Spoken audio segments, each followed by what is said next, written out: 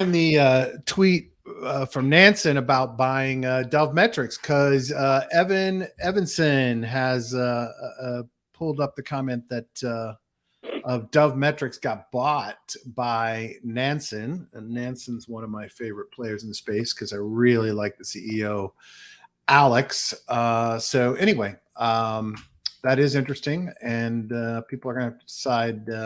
I'm assuming they're going to roll that into the existing subscription, but who knows? We'll see. I'm trying to see.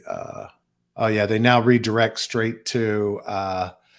Yeah, so Dove Metrics. Actually, we've looked at Dove Metrics before on the show. They have that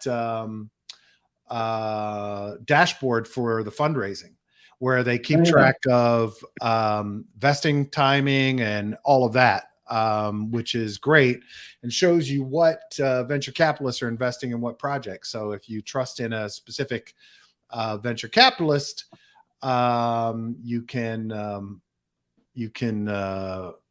track what they're investing in and follow along if that's what you're so inclined to do. So interesting that they got acquired. They were actually, the interesting thing about this is they were creating this in I think it was an Airtable, just basically a giant spreadsheet that they were updating. I'm sure they had some kind of automation and programmability that they were using, but really interesting. So Nansen is using that cash on hand to acquire players in the space, and I think that's smart right now. Go do it in a down market.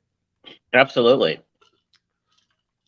Look, when you piggyback sort of, other VC funds, you're really piggybacking their due diligence.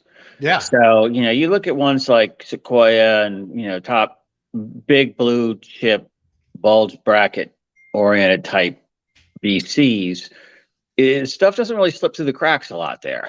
Yeah, exactly. So, you really want to batten down due diligence, piggyback on what those guys do. Well, the cool thing is you can look at their track record, right? Yeah. Like projects like Dove Metrics will show you what they've done and invested in the past. So that's your due diligence on the VCs. And then if you feel comfortable because they have a good hit rate, then, you don't have to do as much of the hard work on the individual investments because you got the VCs doing it for you. Well, and also the cool thing is you can't do this in equities market because you're not going to get access to it. Yeah. If you're getting in that big anointed VC round, I would suspect you're writing 50 million on up checks at that point. So, yeah. If they're coming into crypto and looking at crypto deals the same way, then it's actually foolish not to copy what they're doing. Exactly. Which, exactly. I might start doing more of that myself. Well, I mean, you got to get in, or, you want to wait to the post raise dump, public raise dump, or try to get in on the private sales when you can. But yeah, absolutely. I think that makes total sense. So big news of the day, Joe. We'll climb into our normal pricing discussion, but this, I can't see what the fuck I'm doing. 8,000 wallets so far drained on Solana. Solana engineers are claiming that it's not a bug in Solana's core code, but a bug in software used by software wallets. So software wallets are using modules, development in modules to speed up development so they don't have to develop all aspects of it, kind of like building blocks. And evidently there's some kind of hole in one of those that's exposing the private keys of wallets. Now, last night when this was kind of breaking and going, everybody was losing their mind over it. There were rumors that it had to do with iOS development tools that were available for building wallets. I'm not sure that they've narrowed that down that far now. I think they're still being pretty vague about it. But this is a bit of a mess, dude. This is I read a couple articles on this, and some people are saying it's an Android as well. I think that's sort of after the thing about iOS tools. It was It So was not like Apple specific, I guess. Yeah, it's happening on iOS, it's happening on Android, and it's happening on browser extensions. So Phantom and multiple wallets. So not just the Phantom PHANTOM wallet, but multiple Solana wallets. So yeah, and it seemed to be particularly on the mobile wallets. And so when they looked at the weighting of the hacking, because there was a little bit on Ethereum, I believe, it's very, very minuscule amount on Ethereum and most on Solana. And they said, I guess more Solana users are carting around mobile wallets on their phones. And so it's something to do with, like you said, the way that these wallets, one was Phantom in particular, I heard mentioned a lot. And it was something the way like you said, where a seed phrase goes to another application or something to that effect. yeah. And that was previously thought to be secure. Yep. And obviously not completely, but the amounts, if I'm correct, are not that high. I think we're talking about in those wallets, I guess. Yeah, I think I saw some numbers of like 5 million total thus far or something like that, but that was earlier. It's not like, draining 190 million from a bridge in a mob frenzy.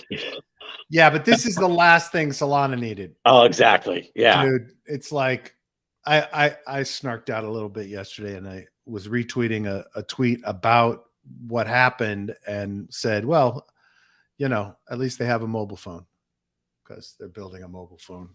Well, and they have that 35,000 transactions per second, so it allows you to drain these wallets faster, I guess. Let's see if Fubar, he was on it last night.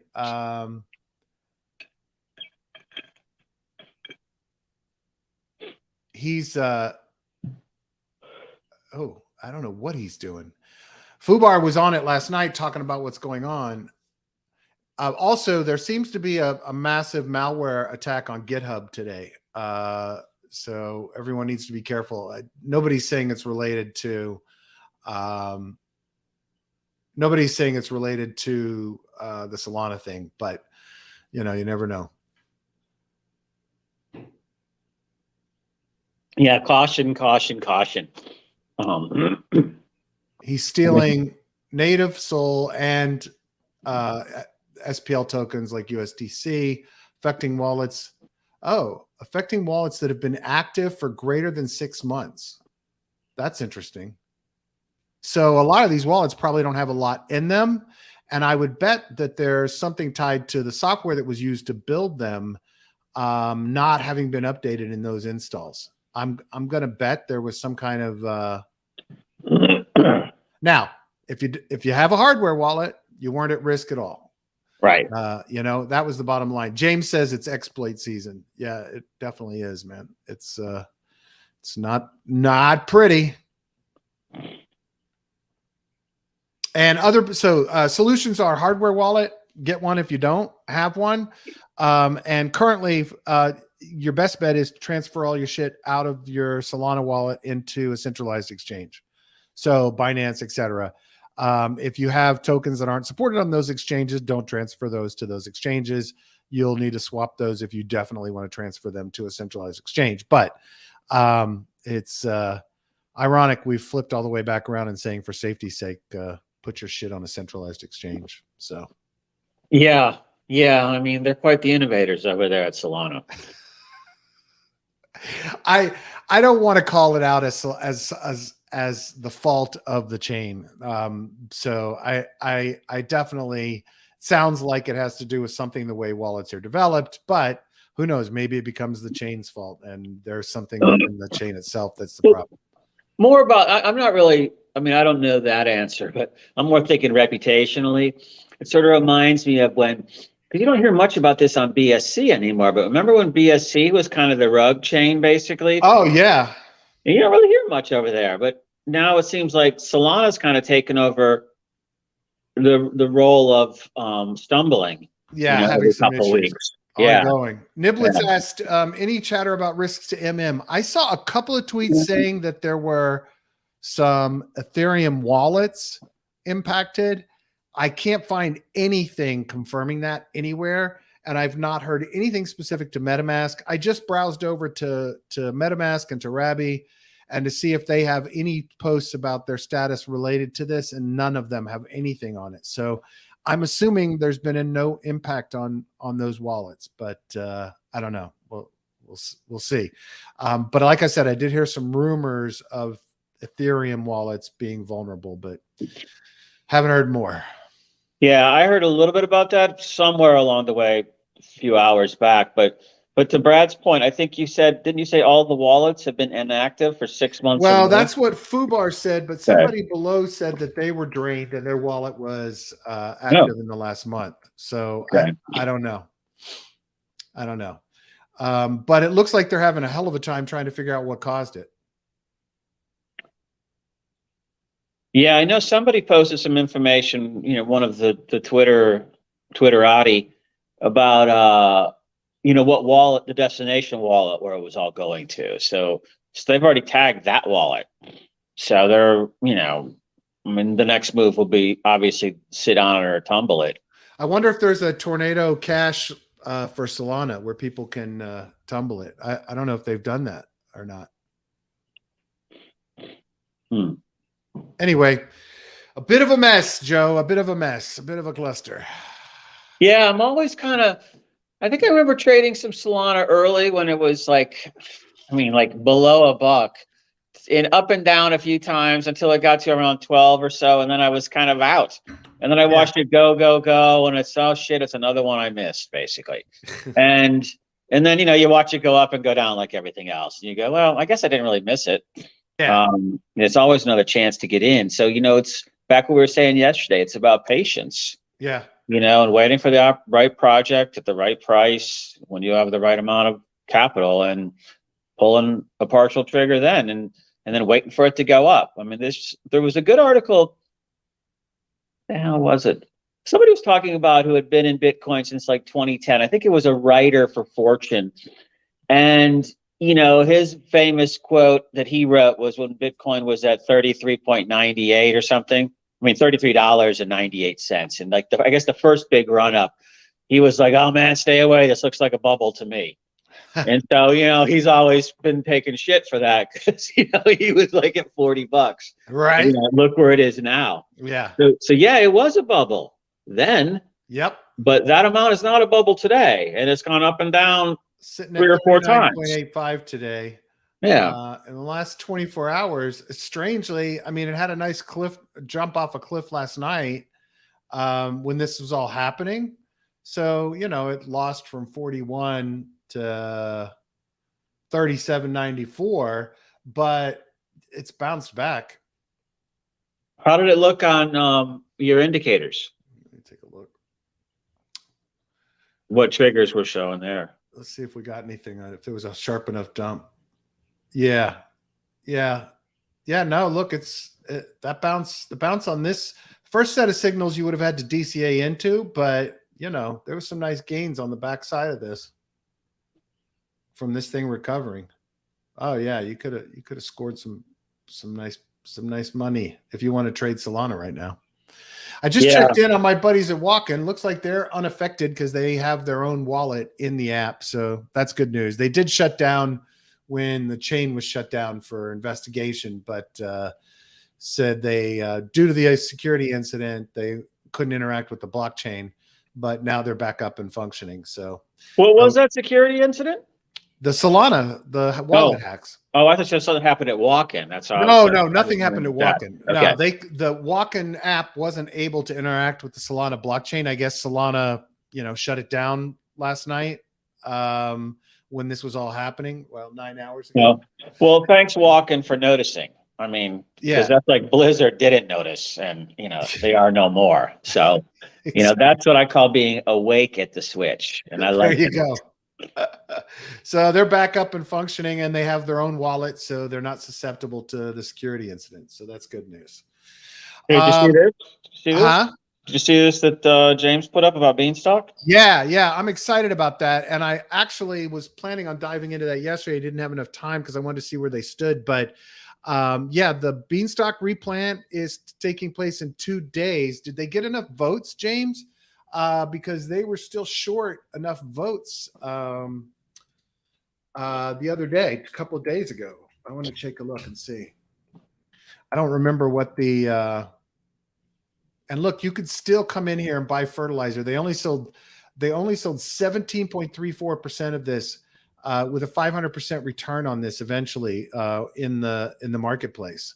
So I'm seriously tempted to put a little more back in there because seems like a good opportunity. So how long do you have to lock it up to get the 500%? It's variable depending on the depending on what happens in the market, right? Because it's based on, why won't the governance link open for me? Because it's based on the burn and the, you know, this is it's algorithmic. So when the price goes above $1, well, this is simplified because Bean is quite complex. There's burn and print mechanisms that keep the price where it's supposed to be. And so when you buy pods to support the ecosystem, or fertilizer in this case, then you get in line with everyone else that has pods in the ecosystem for the lending mechanism for the ecosystem. And so it's all based on how often and how much the market cap grows. James said, yes, they did reach quorum. That's great. That's awesome. Beautiful. So yeah, this is going to happen in 2 days. Beanstalk will be up and running again. And Nice. I think that's great for the ecosystem. I'm excited. That's so fantastic. what did that do for your bean pods that you have from your? Mine are just sitting in the poker? marketplace. I mean, So, the good news is they're recovering. So, you know, it's 10 grand eventually. It'll probably be months and months, but yeah, but no, but I mean, it's not, doesn't have to be like, you know, there was no like relaunch of the products and things like that, in the sense it didn't have to be like traded in for a new asset. Those not that assets are still good. not that I know of. I don't think I have to do anything. Not that I know of. Maybe James knows more than I do. I don't know. No, I don't think so. And you know, there's still an opportunity here to get a little chunk of a return. So they have a document on how it all functions and works here. But essentially, it's issuing debt just like the pods to the protocol, and then eventually you get the money back. So you're buying it at a discount. So it's, to me, is a real opportunity because, look, at the end of the day, Bean as a protocol functioned beautifully. The thing that broke, the thing that the exploit was based on, was the governance, right? And that's a separate mechanism. But the actual, you know, Bean itself and the stable coin and the whole system and how it functioned maintained the peg. Like it's done a beautiful job at what it's supposed to do. And there were a lot of people very excited. The hype was really high about Bean at that point. So disappointing disappointing on the timing, but I think this is a real opportunity for Bean to become a player in the stablecoin space. So let me ask you guys a question. What do you guys think was the, I mean, look, I've read about so many of these things. I know we've talked about this a few times, but what do you see as the key kind of innovation here, or the big, aha, that's cool? What do you see there? I think that, I think the innovation was they took previous simplified models and made them better. And by that, I mean the functionality. Well, I don't know how to describe this. The functionality around the protocol is, usually I'm somebody that wants things to be a lot simpler, but the model that they've built for the way all of this works together seems to function and maintain the peg better. So they took the examples of previously failed protocols, stablecoin protocols, and just improved upon it. I am not the guy to tell you the details of how they improved upon it, but I can tell you that for this time, the worst time that it the time that Bean had the worst performance against a dollar was at the very beginning, when there was a massive dump of Bean into the system, and it lost peg for a very short period of time and recovered. And that was actually my first interview with Bean, was shortly after that had occurred. And these guys were really excited because it was functioning exactly like it should. I am scheduled to interview Publius, the developers, on August 12th. So I will be catching up with them and talking about the changes that they've made to the system, what it's been like doing the replant, the whole bit. So looking forward to that. Yeah, no, I mean, everything I've seen is just I mean, I don't know the people, obviously, and I've never spoken with them, but, look, it's a class act. They're sticking around. Well, not only they stick around, they dox themselves. Oh, they did? Oh, good. Yeah, Excellent. my last interview with them was shortly after they doxed themselves after the previous, after the exploit. Are they U.S. based? What's that? Are they U.S. based? Yeah. Yeah, good. I'm glad to see that. Yeah. No, they doxed themselves, came out, and they felt, at the time I was really concerned about them doing that for their own safety and regulatory stuff, because they had been anon. They used voice modulation on the interview I did with them prior to that.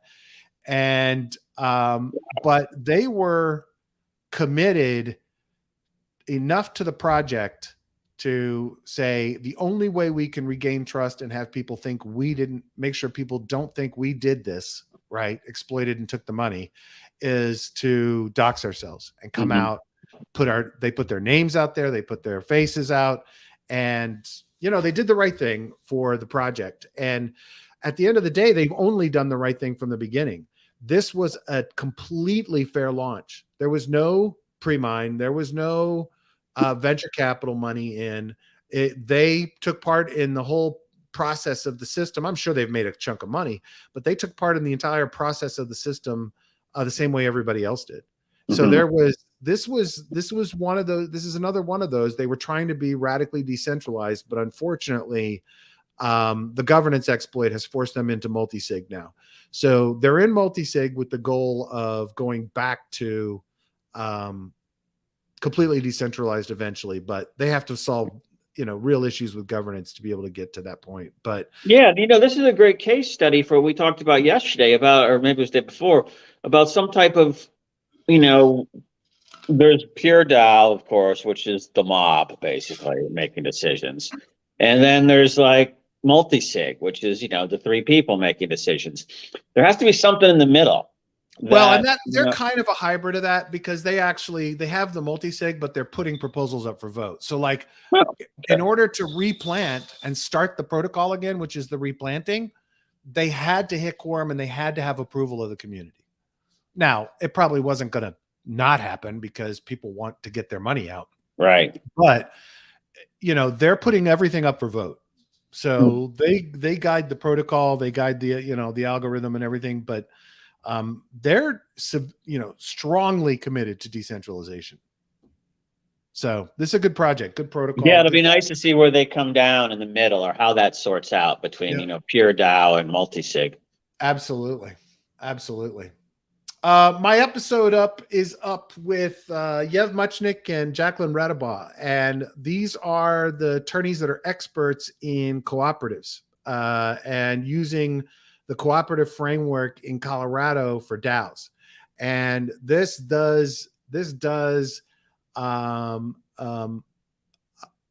provides incredible regulatory exemption for DAOs and for crypto projects, because you are securities regulations exempt. The Supreme Court has ruled on it in a previous case.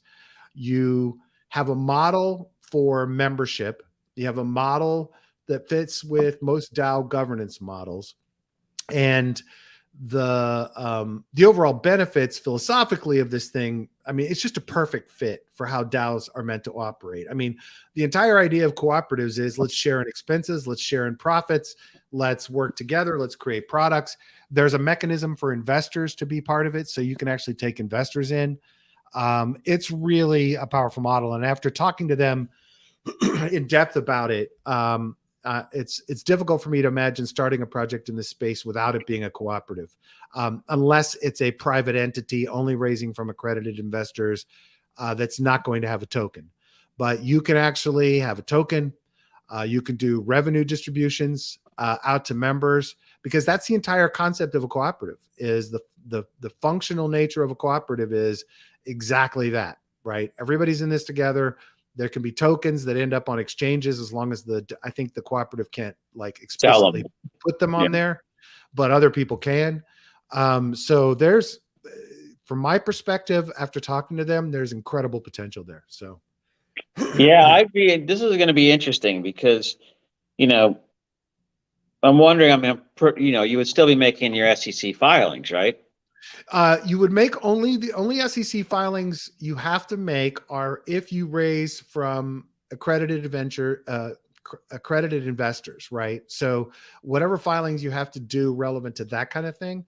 But if you are a true cooperative, you set up with the proper bylaws, you go through the whole process with them, or whomever you hire to do it that knows cooperative law, then you don't have to do SEC filings. It's not an SEC exempt thing anymore because the cooperative structure itself is entirely exempt from SEC regulations, unless you do something outside of what you're allowed to do as a cooperative. Yeah, it sounds like the risk here is that it's sort of like if you do something, it's like the ICO mess. All right, that was a Clear Jobs Act exemption on all of it, but once you start like raising money, that's why then they come back and say, oh, it's a security because you did a capital raise. So I'm curious how in the co-op, I mean, obviously I should probably watch the episode, but is it like 20 people get together and each person gets an equal share and everybody puts in the exact same amount of money kind of thing? There can be classes of members. Yeah. Right. So there can be an investor class that's not an active member of the cooperative. So by active, I mean they're not building products, promoting products, etc. And then there are the general members that all share in revenue based on either kind of their membership level, or the cooperative can also reward participants or pay participants for specific tasks and projects. Right. So the cooperative members have a share of the revenue that comes out based on, like, if they have an NFT membership level 1 or 2 or 3 or whatever in the cooperative. And then you can also earn from the cooperative, just like you can in a DAO today, where you propose a project and the DAO votes whether to pay for it or not. So the opportunity to me is incredibly strong for members of DAOs who are forming to protect themselves. And one things they reiterated, which, Denison Bertram from Tally talks about a lot, is if you have formed a DAO and you have not registered in any way, whether it's a cooperative, an LLC or something, you have now taken on, for the initial partners of that DAO, you have now taken on general broad liability, right? So if the project gets sued, if something bad happens, if regulators come after it, the people who formed it first are the ones who are the partners taking on the liability if you did not put yourself under a registration of some kind. The other thing is foreigners can use Colorado cooperatives. So if every member of the DAO happens to be, or the members that are starting it happen to be foreign, they can still start a Colorado cooperative. Everybody except one person can be anonymous. So nobody has to dox themselves except the one person. And can that one person be the registered agent, the attorney? I sent a follow-up to Yev yesterday asking her about that, but I haven't heard back. Yeah, that's sweet. Yeah. But at the end of the day, the even if it's not the attorneys, the fact is that there is a regulatory exemption, a securities regulatory exemption for cooperatives, right? So you can have tokens, you can have members, you can have distributions of revenue. So you can have all of the things that would be complete no-nos in the regular LLC corporate world for starting a company or starting a project, you can do under a cooperative. So again, I'm not the attorney here. You should talk to Yev or Jackie if you're interested in doing this, but get an attorney, make sure you do it right. They said that there are people that have registered as cooperatives in Colorado that are not going to be recognized as cooperatives because they don't have all the setups done. They don't have the full bylaws. They don't have the DAO governance set up. They don't have anything. All they've done is registered with the state of Colorado, and that's not going to cut it. So, yeah. So think of it as like the Delaware corporate registry. Exactly. You come in there, you form a co-op, you're forming a company basically. What I'm intrigued by is obviously I like everything I hear. I'm wondering, when you have anonymous people as cooperative members, let's say, and then you're paying out distributions, how do you, from a tax standpoint, I mean, you're in the US, of course, is there any tax liability at that point to Colorado? But also, how do you report it? And So then, the cooperative itself has tax exemptions. I would assume we didn't talk taxes a lot because they're not tax attorneys, of course, yeah, I understand.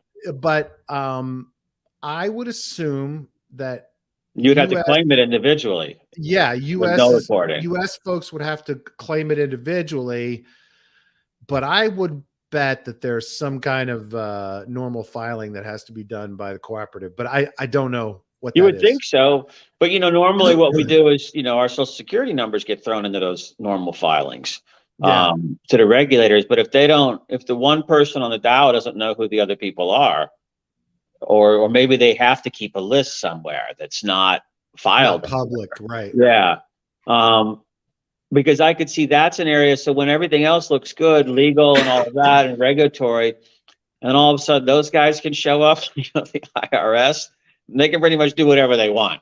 Yeah, I mean, look, at the end of the day, I think it's always going to be incumbent upon the people who are U.S. based to say I'm U.S. based, yeah, and file the proper documents, and so that the cooperative can file the documents, right? And the cooperative can vote people out. So if people aren't compliant that are U.S. based, then they can be voted out, and those people are going to be responsible for filing their taxes. But there is no requirement. Well, I shouldn't say that. I'll follow up with Yev and find out what she knows about what the filing requirements are for members in terms of income. Well, I think the cool part is, how do you maintain anonymity, in the DAO, but yet at the same time, stay compliant with, tax regulations, I guess, because it's a confidential, anonymous person, but then somehow that has to be revealed to the taxing authorities. It's like, a 1099. Right. Right. Yeah, no, that's what I'm saying. I'm assuming if they identify as US based, then they're going to be required to file that. And at that point, I would assume the cooperative files whatever they have to file, but the people who don't acknowledge being US based, then it's on them to file their taxes. Yeah, I would think so. I mean, I think it's really cool. I love that. I know we've been talking about Yev and the structure in Colorado, and to me, it's perfect. When you combine this with the fact of Wyoming being right there, and I know people are forming Wyoming DAOs right now, and these are registered entities too.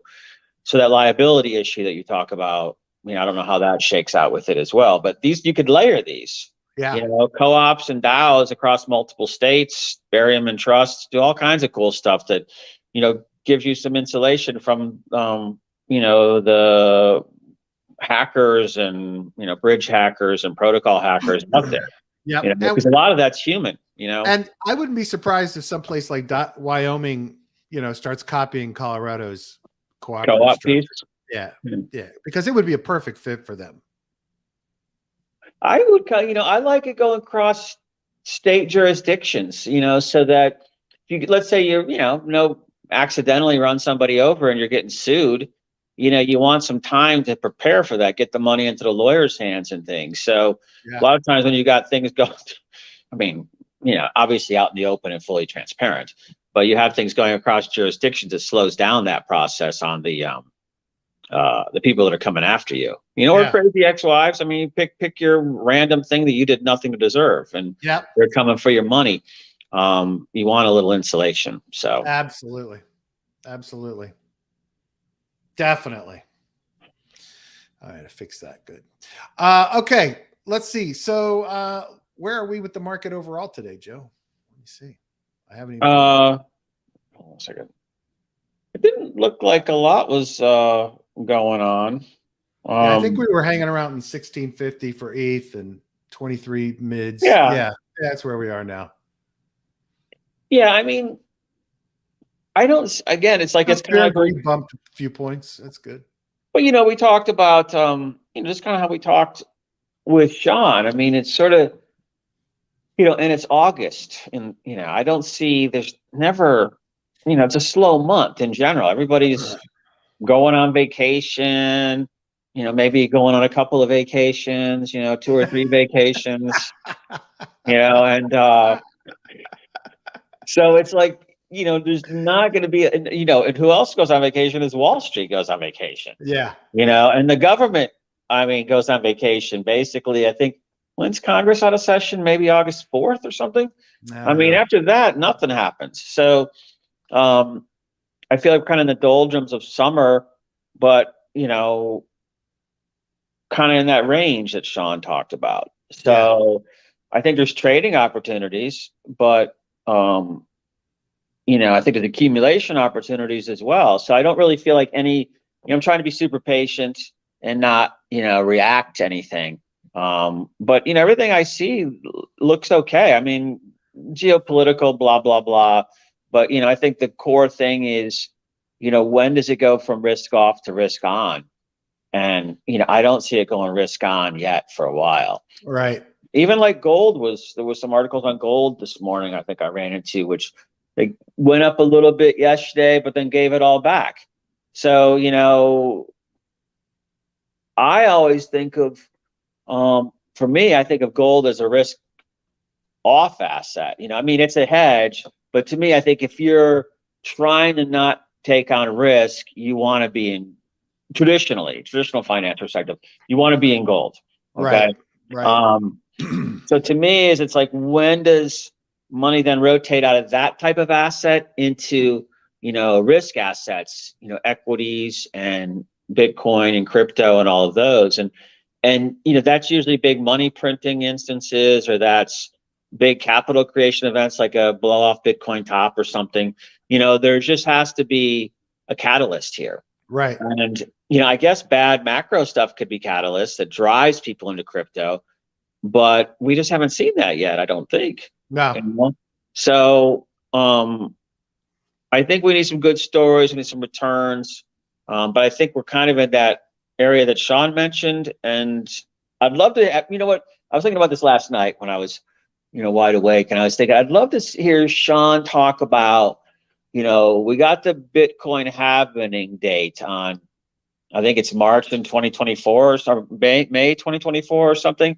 And then we got sort of 12 more weeks now, which gets us to maybe the end of October, I believe, right, of 2022. So, what happens between then and May of 24? I mean, is it slow up? Is it crab? What's the consensus based upon the previous halving cycles? Like, how do we see those ramps start going, and when do they start going? I will tell you that I saw a thing by somebody the other day saying that they think that whole halving theory is dead. Blah. Yeah. Yeah. It's kind of like the on-chain, off-chain stuff is not as important anymore either. Yeah. Exactly. So, I have no idea, but I do think, look, I'm still excited about what's the potential for, if nothing else, it'll be fun to watch what happens when the merge happens. Right. I think that can have a drive, a big impact on Ethereum, but on the whole market. And so I'm excited to see what happens with that, because I think there's all kinds of plays that people are going to be trying. And now we have the fork potentially coming into play in this. If nothing else, it's going to be fun to see and watch. I'm going to continue to try to grow the ETH stack, because I think ultimately it's very bullish for Ethereum and the whole ecosystem. So, yeah, Sean was jumped in, and I'm trying to say it the same way as you say it, Sean, that it's the end of that 20 weeks. We paid attention, Sean. We paid attention, buddy. We're passing the pop quiz. Shizzy says, if the ETH merge happens, how do we not have a huge pump going into next year? It basically becomes deflationary. It's a triple halving. Yeah, look, I do think that there's a potential pump depending on overall market conditions, but it's hard for me not to see that happening. But you know, what do I really know? Well, But no, but you're both right. I mean, remember last year around this, everybody was heading into the burns, and talking about Q4 2021 when you would really see it go fully deflationary, and it's going to take off. Well, of course, you know, market went a different way all across the board. But that's right. This is the event that could be the catalyst that drives ETH up big time. yeah, Maybe this is the wealth creation event then that leads to fundings in all of the other spaces within cryptocurrency, because this is probably the biggest event in ever in crypto, yeah. I guess. Well, it was hilarious yesterday. Other Before than that, Satoshi launching Bitcoin, Max. there you go. Before you get pissed off. Yeah. Yesterday, I saw some Solana geek did this long thread. I'm not going to go digging for it, but did this long thread trying to make the claim that the merge and proof of stake for Ethereum is the worst thing that could happen to Ethereum, and that a deflationary mechanism is actually horrible for a blockchain to have, and that you need inflationary printing of money for fees, et cetera, et cetera.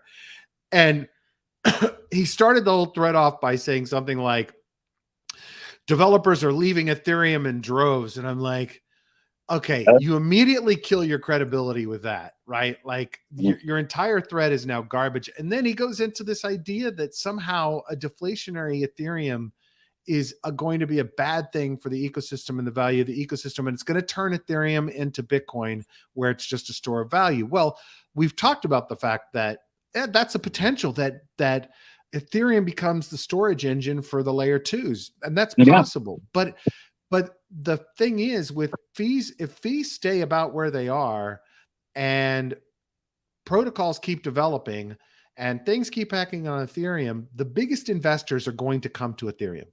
The institutional investors are going to come to Ethereum because they can do DeFi and they can feel good about their overall long-term value of Ethereum potentially going up. And they can feel good about the fact that there are thousands and thousands of developers developing on the Ethereum blockchain. And to me, the whole idea of that thread was just ludicrous. Well, look, I think institutional guys are going to go for the bulge bracket players. And, honestly, there's really just Bitcoin and ETH, I think, that really fits that super conservative. Totally agree. Objective. Totally agree. So, because of scale, what they always look for is liquidity to get the frig out. Exactly. If they want, without, they don't use the word slippage. We do, but, without slippage of 40%, basically. Yeah, exactly. So, to me, I think that makes total sense. I think that, I think some people think that when it goes deflationary, that it's going to cause gas prices to go up. And I don't really fully understand the basics of why that would happen in their mind. I mean, I get it, maybe, lower supply, but if everything's being processed at the layer 2 level and batched up, I mean, does that ever really become a major problem again? No, I don't think so. I don't think so either. And like I said, I think a lot of protocols, blue chip protocols, are going to stay on mainnet, and they will have a presence on L2s, but they also know that these institutional guys, like you said, are going to be more conservative at first. And so they're going to wait for these L2s to mature, which puts Polygon in an awesome position because they will be the most mature of playing the L2 sidechain game at that point. So, and they're seen as kind of the more corporate, player. So yeah, no, I think, it makes total sense because, well, first of all, institutional guy doesn't give a shit about gas fees for the most part. They're swinging in, okay, 5 million on this, 20 million on what's this. A couple of $100, nothing. They're looking for security. Yeah. And eventually this, why we like Polygon is because, when you do a little trade or you're DCAing or splitting a yield or something to re-put it in the pool, it costs a penny, maybe, do 3 transactions. Where on ETH, we know that would be a lot more. So it doesn't work for like the little players or the retail players.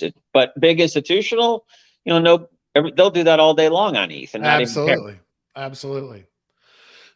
So is this the guy you sent me this article? Bitcoin missing hard drive could fund new. This is the guy that lost it in the landfill, right? Yeah, this is that same saga. Yeah, but it didn't. I thought the city council or whatever was like rejecting him. There's another vote going in, evidently. You know, he Oh. raised a bunch of money, giving up a percentage. I don't know what the 10% percentage is. to the city for a cryptocurrency hub. Yeah. Plus, he's paying his investors. He's been selling off shares of it, and he has some new. They're like, well, how are you going to find it in the dump? This has been. Oh yeah, robots, right? Yeah, he's got some new AI that is going to go find the hard drive. So a lot of talk, but I think you kind of got to dig that thing up, don't you? I mean, how do you find? It's not like if it's there, it's not like it's probably the only hard drive there. That's the problem, and it looks like the city council or a county or whatever, Newport Council is saying they're worried about the ecological impact of it. That's why they keep rejecting him. So more money. Yeah, I mean, yeah, exactly.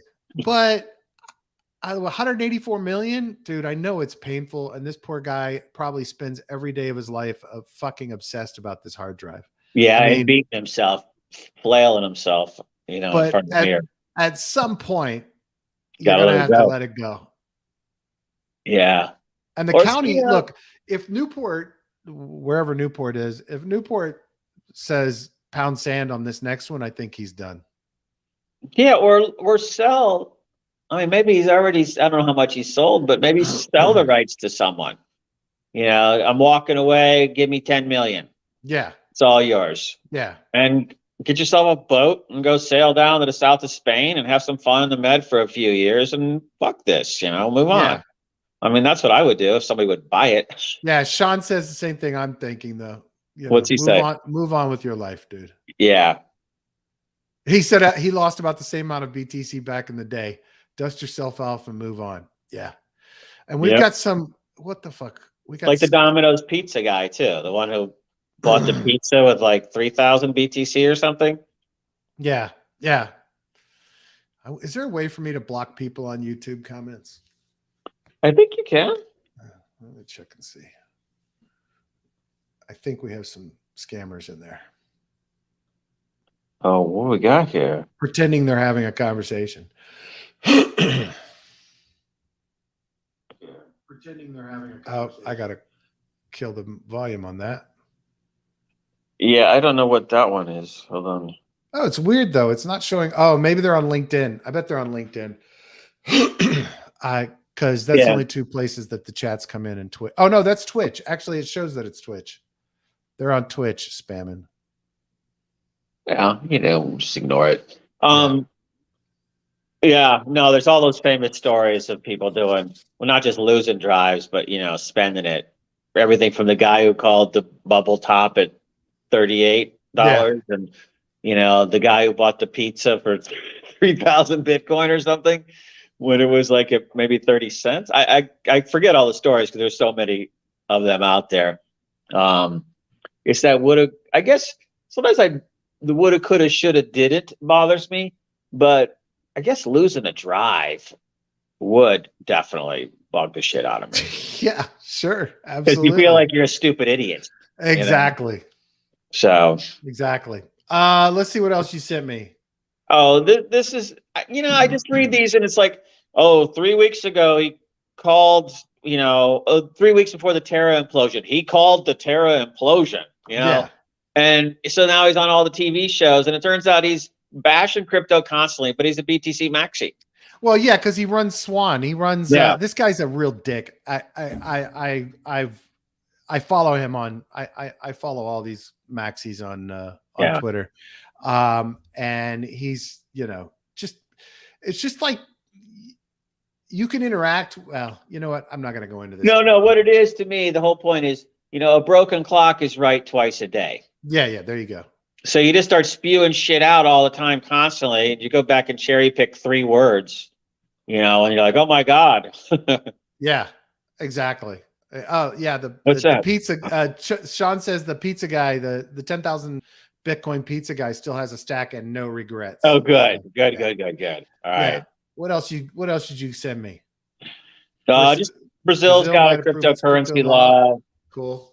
Coming out, trying to establish some regulation. Just more onboarding, more use. Some other pretty interesting stuff about, I can't remember, but there's just a lot of use out there that I'm seeing coming on.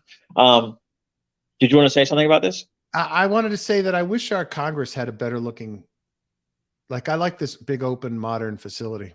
Anyway. Well, you know, when you have a military dictatorship, they tend to do shit organized. So I think that was built then. Exactly. Really organized. There was a cool article, if we have time, on those 10 cryptocurrency picks for 2023 that I thought was pretty fun. Did you put it in there? I thought I did, man. I'm sorry if I didn't. Here they are. Now here they are. Just thought it was interesting because it's not the ones that we typically talk about. Nice. So, whoa, what's up with that scroll? That's painful. So Decentraland, yeah, okay.